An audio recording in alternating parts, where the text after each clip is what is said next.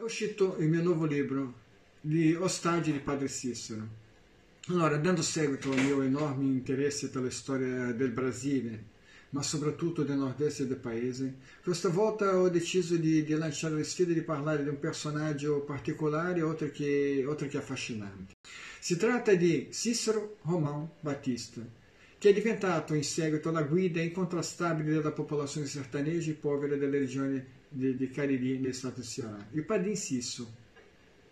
Padre Cicero è nato nel comune di Crato, stato di Ceará, nel 1844. In gioventù ha fatto voto di castità, fatto quando aveva appena 12 anni, influenzato dalla lettura del libro Filotea di San Francesco de Sales. Nel 1860 Cicero è andato a scuola a Cajazeiras, un altro stato, sempre del nord-est, in Paraíba, distante circa 140 km da Crato, ma a causa della morte prematura del padre nel 1862 è tornato a casa dalla madre e delle due sorelle nubili. Allora, la morte del padre ha portato sconvolgimenti e gravi difficoltà economiche alla sua famiglia, che lo ha praticamente costretto ad abbandonare la scuola. Poco tempo dopo la sua morte, il padre è apparso in sogno a Cicero e ha ottenuto da lui la promessa che non avrebbe abbandonato i suoi libri, poi Dio avrebbe trovato il modo di farlo proseguire negli studi. Quando Cicero ha raccontato questo episodio al suo padrino, un ricco commerciante di Crato, il padrino non ha avuto dubbi in aiutare i giovani a seguire la vocazione religiosa. Grazie al padrino, il giovane Cicero è partito per studiare nel seminario di Fortaleza, capitale dello stato di Ceará. Così, anni dopo, si verificarono alcune visioni. Figure di indiscussa autorità erano apparse al giovane studente per indicare la strada da seguire.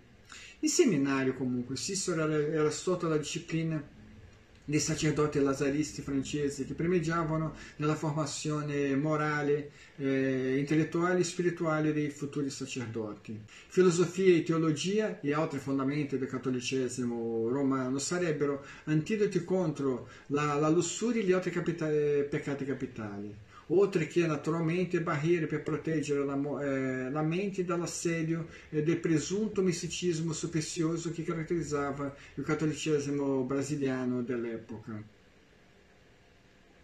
Cicero è stato ordinato sacerdote il 30 novembre 1870. Dopo l'ordinazione è tornato a Crato e ha cominciato a insegnare latino nelle scuole locali. Nel Natale del 1871, invitato da alcuni amici, Cicero ha visitato per la prima volta la piccola comunità di Tabuleiro Grande, come si chiamava prima Juazeiro do Norte, e ha celebrato la tradizionale messa della vigilia di Natale. Cicero aveva appena 28 anni e ha impressionato la gente locale, la gente del posto, che è rimasta colpita dal suo modo di fare semplice. Così, dopo pochi mesi, l'11 aprile 1872, è tornato a Juazeiro con la famiglia e le valigie in mano per rimanere come residenti permanenti. Molti affermano che Cicero aveva deciso di rimanere a Juazeiro a causa di un sogno o di una visione che ha avuto quando Cristo gli è apparso in sogno e gli ha ordinato di prendere cura della gente povera del territorio. Nel 1898 incontrò a Roma il Papa Leone XIII e gli è stata concessa una parziale tregua dalla sospensione che ha avuto dal vescovato. Padre Cicero era attivamente coinvolto nella politica del suo tempo. Quando Juazeiro è stata elevata agli status di comune, lui è stato nominato anche nel 1911 primo sindaco e ha governato la città in queste vesti fino a pochi anni dalla sua morte. All'inizio l'apostolato di Padre Cicero era diverso dagli altri sacerdoti cattolici, ugualmente era corretta la reputazione che aveva Padre Cicero di essere povero, perché raramente accettava denaro per somministrare i sacramenti agli abitanti del Cariri. All'inizio l'integrità e il sentimento religioso di Padre Cicero come sacerdote erano fuori di ogni sospetto. Anzi, addirittura la Chiesa depositava molta fiducia e gli concedeva ampi poteri discrezionali. Padre Cicero è morto il 20 luglio del 1934. La notizia velocemente si è sparsa per la città e tutta la popolazione, piangendo, si è precipitata verso la rua San José. Subito dopo la posta telegrafa e la radio della polizia comunicano le prime notizie. Allora, cominciano a quel punto ad arrivare a Juazeiro folle di ogni parte, in camion, a piedi o a cavallo, in un pellegrinaggio continuo, ininterrotto. La vita della città si ferma completamente, si registrarono scene drammatiche, di pianto, i monti guardavano verso il cielo, fiduciosi in supposta profezia di Padre Cicero, e esclamavano che risusciterà un giorno, pensavano loro, e dicevano anche. Dopo la sua morte, un vero e proprio culto verso la sua memoria cristallizza l'enorme potenziale mistico delle popolazioni contadine del territorio, della zona, che è estremamente impressionabile.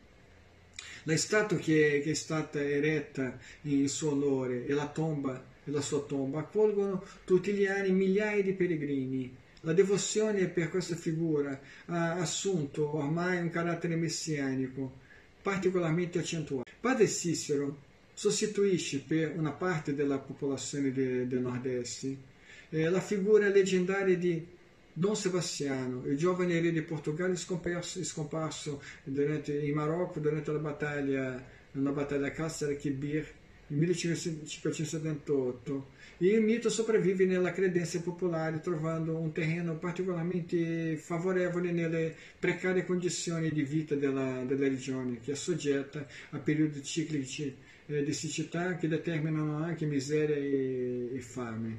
Padre Cicero è stato canonizzato dalla Chiesa Cattolica Brasiliana, Chiesa Cattolica Apostolica Brasiliana, una Chiesa Cattolica indipendente, però non è riconosciuto come santo dalla Chiesa Cattolica Apostolica Romana, anche se Papa Benedetto XVI aveva proposto un studio di Padre Cicero come candidato alla canonizzazione. Ci sono voluti molti anni perché la ferita aperta delle pene imposta dalla Chiesa Cattolica dal 1892 al 1916 e conseguenti sospensioni di Padre Cicero, Romão Batista venisse rimarginata. Allora, la sua riabilitazione è giunta nella diocesi brasiliana di Crato, domenica 13 dicembre del 2015. Durante l'omelia nella cattedrale di Crato, il vescovo Monsignor Fernando Panico aveva dichiarato una cosa molto interessante. Oggi, in occasione della solenne apertura della Porta Santa della Misericordia in questa cattedrale di Nossa Senhora da Penha, voglio annunciare con gioia alla cara diocesi di Crato e ai pellegrini di Juazeiro do Norte un gesto concreto di misericordia, di attenzione e affetto di Papa Francesco per noi. La Chiesa Cattolica si riconcilia storicamente con Padre Cicero Romão Batista. Padre Cicero è stato dichiarato servo di Dio dalla Chiesa Cattolica il 20 agosto del 2022.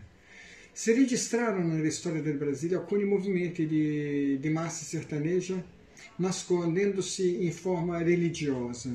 Canudos è il caso più celebre.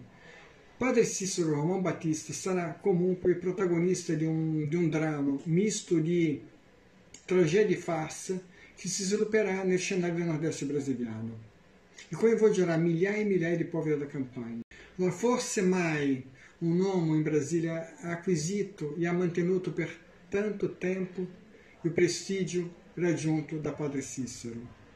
La sua popolarità si è sparsa per tutto il nord e il nord-est del paese. Movimentou e continua a movimentare processioni e pellegrinaggi. Mi rendo conto che il testo potrà causare scalpore soprattutto tra i suoi seguaci.